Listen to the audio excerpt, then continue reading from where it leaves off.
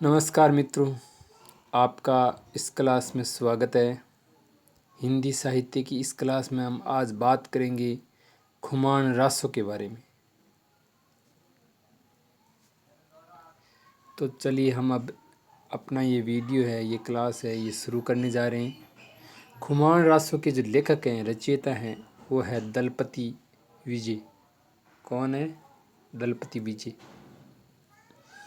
हर प्रतियोगी परीक्षाओं में एक प्रश्न तो पूछा ही जाता है खुमान रासों से। तो इसके लेखक हैं दलपति विजय। रचना काल है नवीं शताब्दी अगर शुक्ल जी के अनुसार पूछे तो। अनेक अनेक अलग अलग विद्वानों ने इसकी अलग अलग रचना काल बताया। मोतीलाल मिनारिया कहते हैं कि ये तो 17वीं शताब्दी की रचना है, क्योंकि इसमें 17वीं शताब्दी के चित्तौड़ नरेश राज सिंह तक के राजाओं का वर्णन है।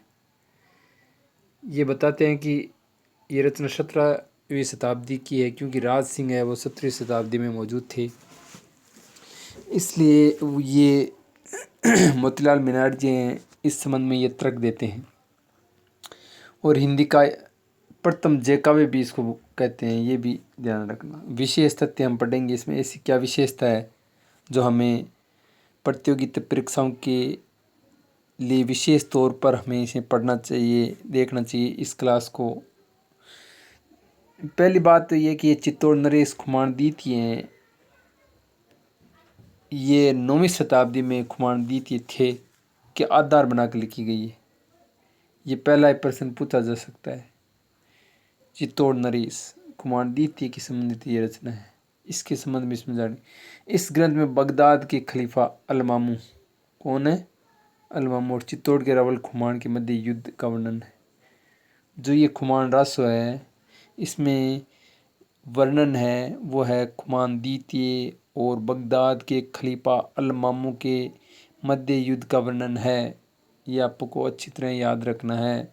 इस रचना की प्रमुख समस्या मेवाड़ शासक महाराणा प्रताप उनके पुत्र अमर सिंह तक की घटनाओं को आधार बनाती है। अतः हजारी प्रसाद द्विवेदी इस रचना का काल 17वीं 18वीं सदी मानते हैं। देख, अमर सिंह तक और बाद की घटनाओं का भी वर्णन है।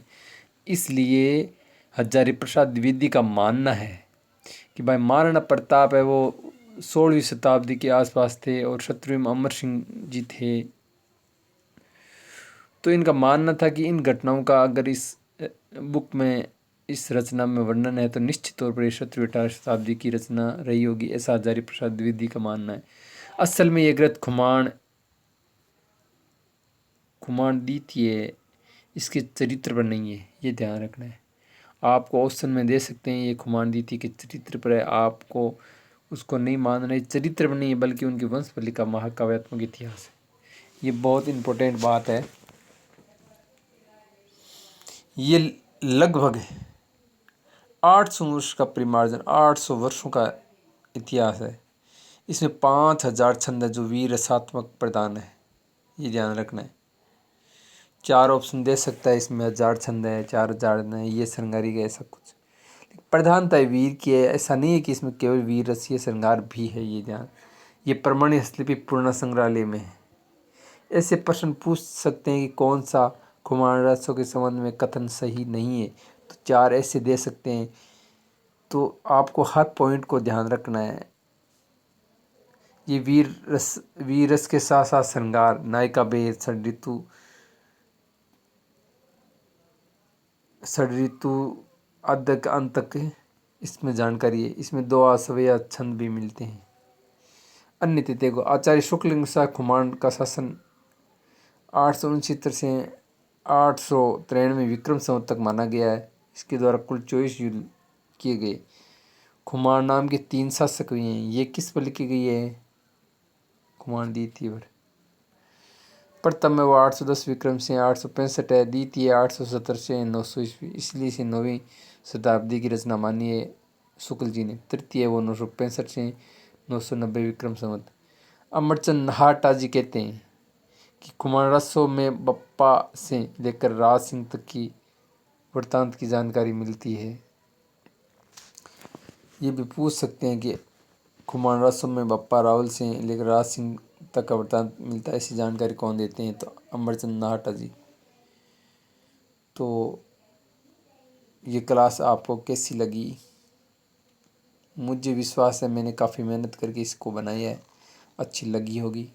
अच्छी लगी है तो लाइक करें और चैनल को सब्सक्राइब कर लीजिए। हम रोज़ इसी तरह की वीडियो आगे भी लाते रहेंगे। धन्यवाद।